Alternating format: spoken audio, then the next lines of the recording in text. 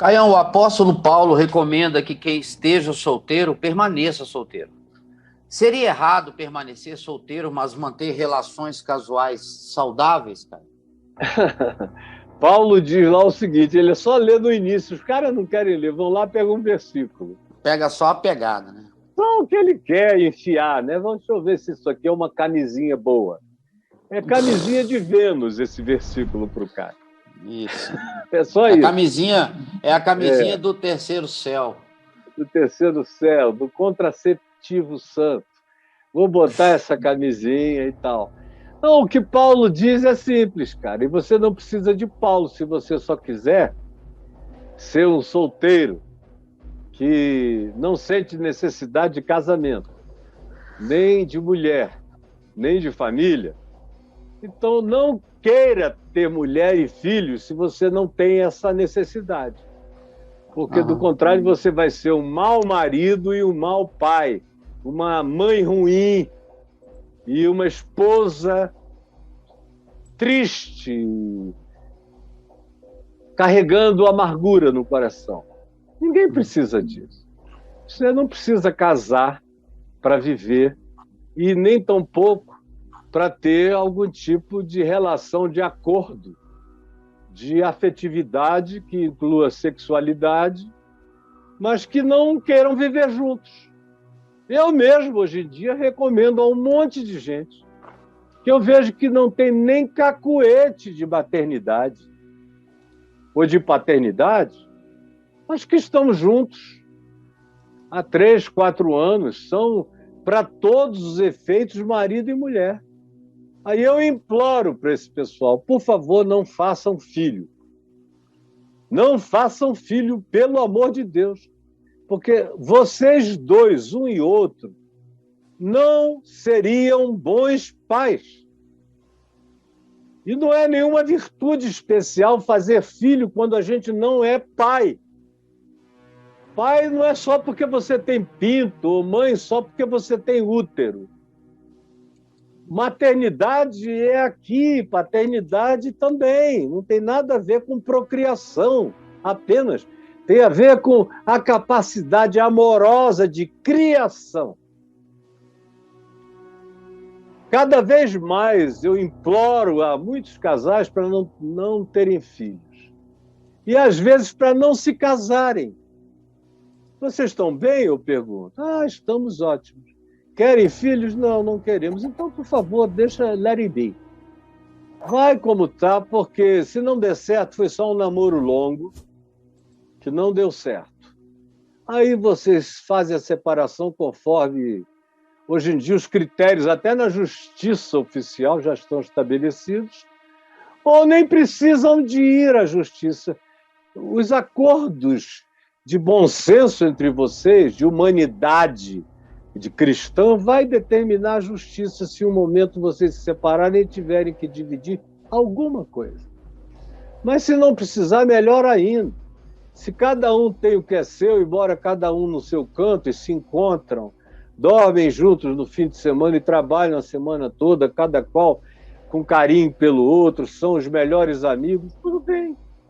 Não precisa invocar Paulo. Basta ser homem e mulher honesto, sincero. Tá bom. Agora, nesse texto aí de 1 aos Coríntios que você citou, olha o que Paulo diz antes. Por causa... Só leia 10 versos antes. Por causa da angustiosa situação do presente tempo. E ele estava falando ali no meio de perseguição a cristãos, estava no meio de Calígula, de Cláudio, ainda não tinha chegado a Nero, que foi onde ele morreu. Não. Por causa da angustiosa situação, é melhor permanecer solteiro como eu sou, com o poder de se levantar a tenda e ir embora, porque a perseguição está para todo lado, e eu queria poupar-vos aflições, por causa da anomalia daquele momento histórico. É só isso. É como se diria em qualquer outro lugar no meio de perseguição. na União Soviética, ateia, persecutória, que matou gente pra caramba por causa da confissão do nome de Deus e de Jesus. Stalin, então, foi um negócio diabólico. Foi o Hitler soviético, 40 milhões de mortos, no mínimo, na costa dele. E de abuso sem tamanho. Quantos morreram? E se eu estivesse lá, eu dizia, não casa não. Porque pode ser que você, menina, tenha que correr com seus pais para um lado e ele sozinho para outro. Deus é Deus de bom senso. Não um Deus que, para cumprir um cerimonial que é invenção humana, porque ninguém fez isso até há muito pouco tempo atrás, até praticamente dos dias do primeiro século para frente, é que os contratos de casamento, um século antes do primeiro século, os contratos de casamento, você vê pelas descobertas arqueológicas, começaram a acontecer entre os judeus nas sinagogas. Como foi o caso de José e Maria, que já estavam prometidos um para o outro desde cedo. Já sabiam com quem iam se casar. Mas era aquele contexto, aquele mundo, aquele ambiente. Chegou um dia que os dois tiveram que fugir juntos. E foram juntos. Mas se aquela perseguição tivesse vindo antes deles já terem se casado, possivelmente nem juntos tivessem ido. O que Paulo está falando é isso, é sob risco, sob perigo. Eu recomendo que vocês continuem solteiros. Agora, se a menina não aguenta, se o garoto não aguenta, Paulo diz, é melhor casar do que viver na punheta, do que viver na masturbação, do que viver nesse desespero de ai, ai, ai, ai, ai, ai, ai, e aí vai te adoecer. Então, vai ser pior a emenda que o soneto. Mas veja se você casa com alguém que está disposto a correr também. Quando os dias são maus assim, a gente tem que ter esse espírito de cigano, tem que ser ermitão, tem que estar disposto a levantar daqui para ali e não ficar preso em lugar nenhum. E tem que ter essa disposição sem reclamação. Do contrário, hoje em dia, com essa geração algodão doce, que não pode cair uma gota em cima da cabeça, que todo mundo se desmancha. Ai, Deus, por que me deixaste casar? Eu digo a todo esse povo algodão doce para não casar, para não gerar filhos, especialmente. Porque casar, e desculpa, para mim, se não gerar filhos, é só oficialização de namoros. Porque os namoros de hoje já são os casamentos de antigamente. Já são. Quando um cara conhece uma menina, hoje em dia, você pergunta, e aí? Ah, então, só estou ficando com ela. Aí significa, no início, que eles estão dando uns chupões extraordinários. Aí passa um tempinho mais, você pergunta, e aí? Não, a gente está ficando agora de uma maneira mais séria. Aí você sabe que eles estão tendo relações sexuais. Aí depois de um tempo você pergunta, e aí? Aí eles dizem, não, ele me pediu em namoro e eu aceitei. Aí, ato contínuo, você vê que o cara já vai morar na casa da menina. Ou a menina vai morar no apartamento do cara. Aí é porque eles estão namorando. O que no meu tempo já era casamento. Mas para eles é namoro. Mudou, a sociedade mudou. E aí tem gente que, mesmo para ficar só nesse namoro, querem casar. Para dar satisfação a pai, a mãe, a família religiosa, a cultura, a amigos, ou tem dinheiro demais para fazer uma festa, querem se vestir de princesa e de príncipe, toda a fantasia medieval. Aí querem casar. Aleluia, vai lá e casa.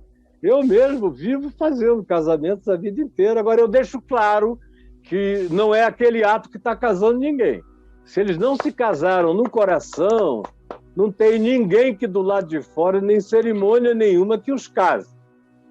Agora, quando eu vejo que não tem pressão nenhuma, e também não tem vocação paterna, não tem nada, eu digo, olha, você se cuida, meu filho, você venha, tome o que você quiser, a injeção mensal para não engravidar, na bundinha, O que for o contraceptivo mais saudável para você, minha filha, tome.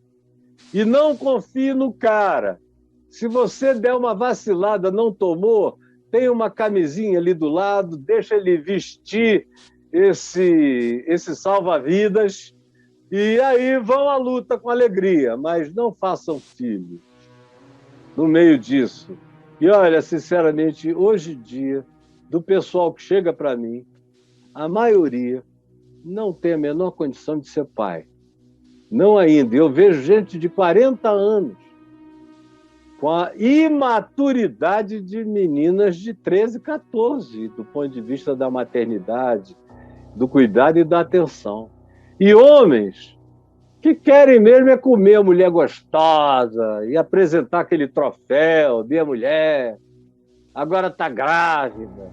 No dia que ela disser, olha, você está me tratando muito mal, há anos, eu não aguento mais, quero divórcio, aí a mulher vai ter que entrar na justiça para esse safado pagar a pensão para o filho, ajudar o sustento da mulher, isso com medo de ser preso. É como aquela ilustração aqui do início. O cara vem passando no carro, passou na primeira poça, água para todo lado. Aí o garoto vem andando ali, com o celular na mão, falando. Quando ele vê aquilo, ó, pegou uma pedra. Aí o cara, ó, é igual a Maria da Penha, ação judicial para o cara pagar a pensão para o pai, para o filho, para a esposa. Esse tipo de gente aí, que não obedece à lei da vida, à lei do amor, não amam. Por isso, só obedecem se alguém estiver com a pedra na mão. Então, para esse tipo de homem, ninguém merece dar filho a esse cara.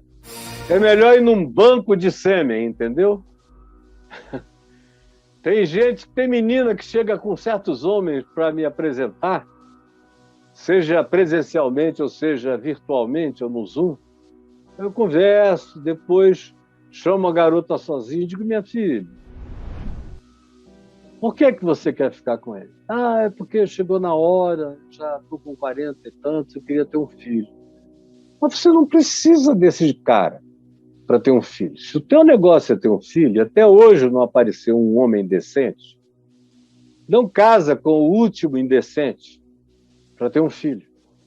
É melhor você recorrer a um banco de sêmen, escolha lá um biotipo compatível com você, tenha o seu filho, cuide dele como mãe solteira. Porque os homens que você trouxe, esse aí, dentro de 4 anos, você vai estar na justiça contra esse cara e vai ter que pegar em pedras, porque senão ele não vai reconhecer nada nem ninguém. Desculpem a sinceridade, mas, sinceramente, eu não sei ser de outro jeito. E é isso do que eu me lembro da pergunta, essa é a resposta que eu tenho a dar.